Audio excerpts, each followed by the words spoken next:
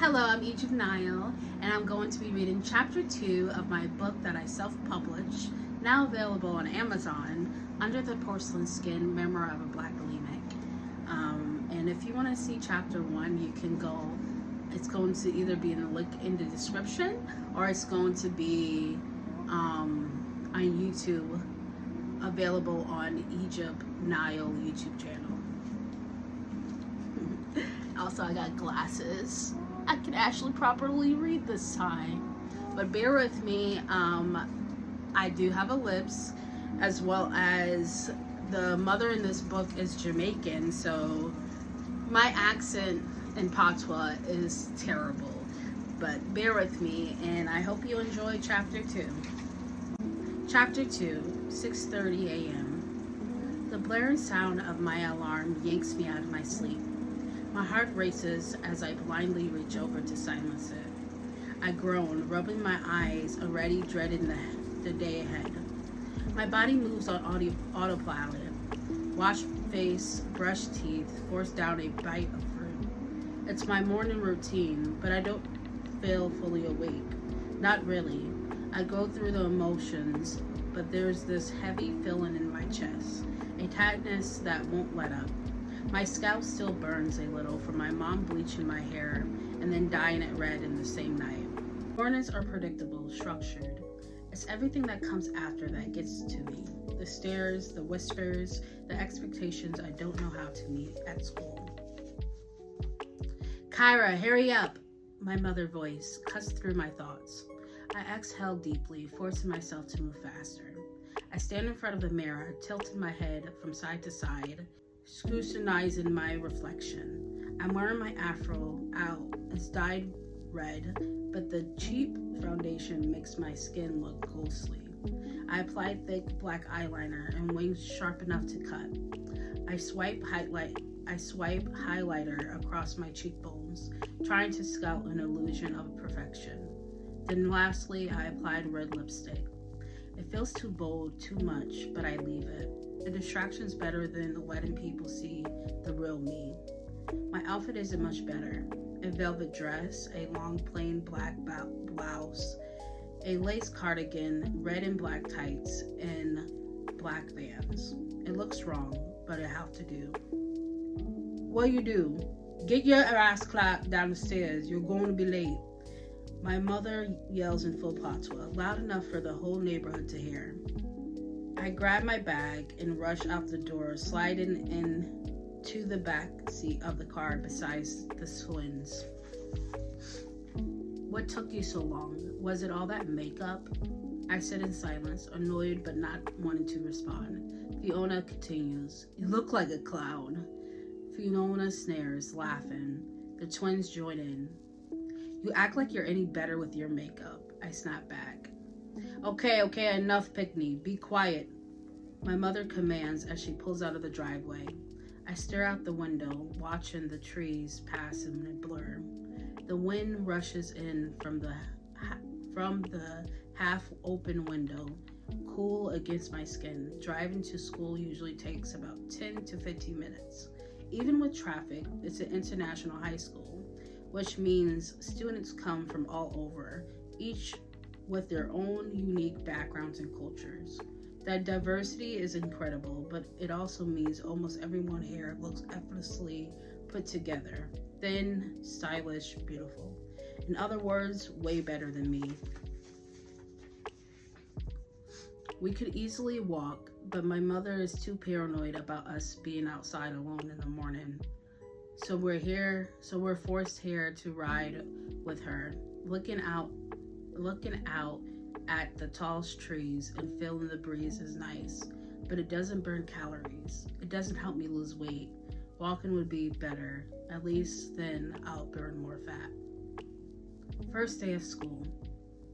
We finally arrived at the school. My mom parks on the side where the trees overlook the high school, where all the students hang out. Fiona and I get out of the car, and the moment I see the crowd of students, my stomach clenches painfully.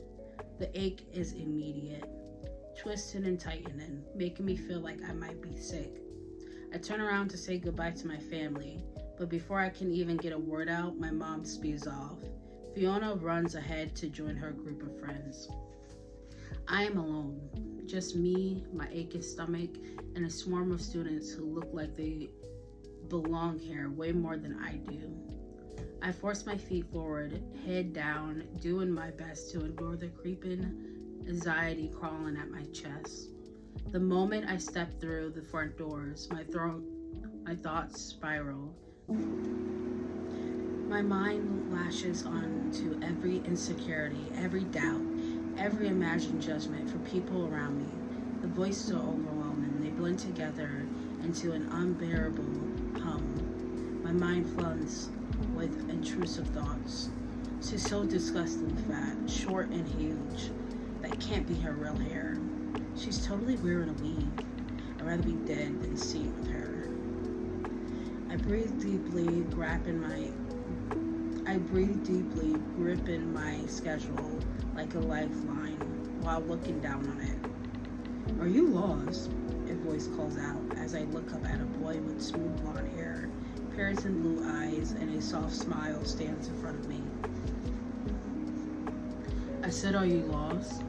He asks again. I try to speak up, but my throat tightens. Instead, I just nod, hoping that he doesn't notice how awkward I am. He chuckles. Well, I'm here if you ever need help. Just remember my name's Ethan. See you around. I watch him walk away, my heart pounding. Ethan has never spoke to me before. Not since the beginning of middle school. Just once. Maybe my diet is working. Maybe I'm changing. Bell rings. Shit, I shouted. My first day and I'm already late to class. I clutch my schedule and hurry through the hallway, weaving between students who already seem to know exactly where they're going. My nerves spike as I glance at the classroom numbers, trying to find room 309. Just when I start to panic, I spot it. Taking a deep breath, I push the door open and step inside. The classroom is surprisingly full for the first day of school. Every seat is occupied except one near the window. Students are already chatting in hushed tones, flipping through notebooks or staring blankly at the whiteboard, like they'd rather be anywhere else. The room itself is cluttered with piles of papers stacked hastily on Mr. Worthworth's desk. Old algebra posters curling at the edges, and a broken clock at 2:17 p.m. Mr. Worthworth himself is standing at the front of the room, flipping through a thick textbook. He's dark-skinned, middle-aged, with a bald head on the side and tufts of gray on top, wearing a stiff dress shirt that looks like it hasn't been ironed in weeks. Hello there, Miss Williams, is it? He asks, finally looking up. I nod, feeling my throat dry.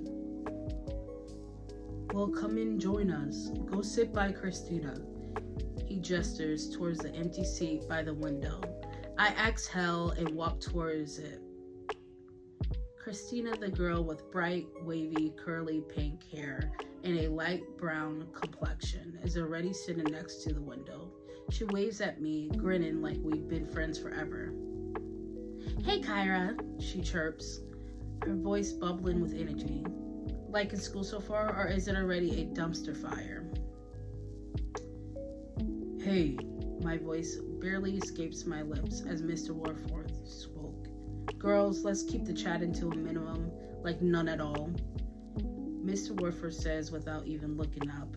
We fell silent, but Christina smirks at me, her eyes glinting like she has 1,000 things to say once the lesson's over. Bell rings. Christina and I skimmed through our schedules together as we walked out the classroom.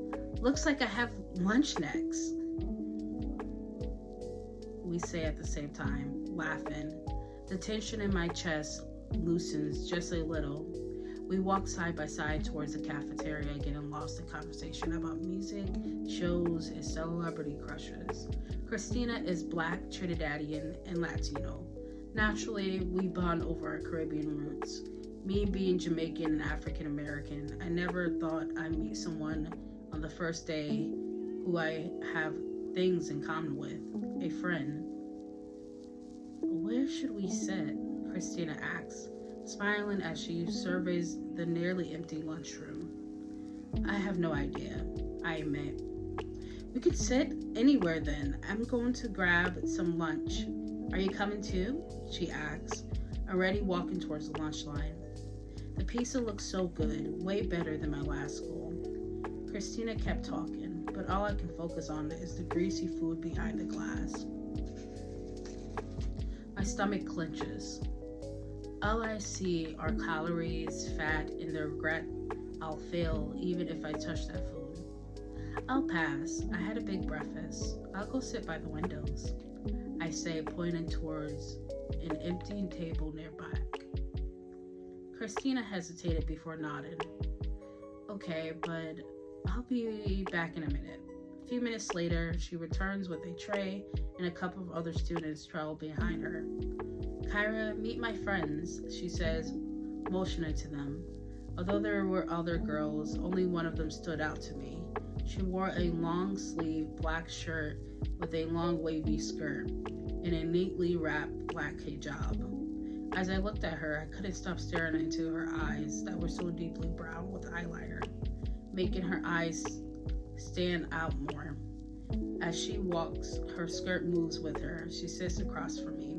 Her confident smirk immediately clashes my attention. Hey, I'm Remy, she says. So Christina told us you like anime. Do you watch Nana? My eyes widen a little. Oh my god, yes. I love anime. Although the manga was never completed, if it was, the anime might have turned out differently. Right? Remy groans. Remy groans. A deserving well ended, she sighs. Anyway, we're all into Asian dramas too. We just finished Boys Over Flowers and need something new. As Remy is talking, Christina chimes in. We were just saying that the school theater should do something cool this year, like Sweetie Todd or Little Shops of Horror. Last year, play was so boring. I smirked. That would be amazing. Imagine all the fake blood for all the people Sweetie Todd kills. Remy laughs. Right? But knowing this school, they'll probably pick something lame again. Katrina rolls her eyes. Yeah, but we can dream. As they continue chatting, I felt relaxed. Maybe lunch isn't so bad after all. As time goes on, I start to notice the fresh smell of pizza again, along with cookies and warm brownies lingering in the air, wrapping around me like a trap. My stomach twists painfully, a dull ache settling in the pit of it. I press my arms against my torso, hoping no one noticed how empty I feel. The hunger groans at me, but I refuse to give in. I can't stop thinking about it, so I shove my headphones on and close my eyes, letting the music drown out both my thoughts and the hollow feeling deep inside me. I focus on the melody, trying to ignore the sharp pains in my stomach that seem to demand my attention. I can do this, I repeat in my head. You there? Christina's voice pulls me back. Yes, I answer quickly. What are you listening to? She asks, grabbing one of my headphones before I can stop her. It's nothing really, I have mumbled. Oh my god, is that Circus Survive? She exclaimed. Yup, aren't they amazing? Totally. Are you sure you're not hungry? Christina asks, chewing her food. Yeah, I'm good. I had a huge breakfast. Plus, before we know it, the day will be over and we'll be home again. You're probably right, she says, finishing her food. I put my headphones back in and let the music drown out my thoughts. Bell rings. As the final bell rings, a rush of relief floods through me. Finally, the day is over. My body feels heavy, my heart pounding from the lack of food, and cramps twist deep in my stomach, but none of that matters now.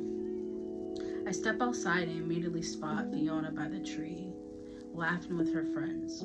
I look up for a moment, and the sunlight hit me, feeling too bright, my vision hazy for a moment. As I push forward, I hesitate, unsure if I should interrupt. Before I decide, I hear a familiar voice behind me. "Hey, it's you!" I turn around to see Ethan jogging towards me. For a moment, I had no control of my breath. The closer he moves towards me, the harder it is to breathe. Then it catches slightly, and I force myself to stay calm. I wave awkwardly as he stops in front of me, slightly out of breath.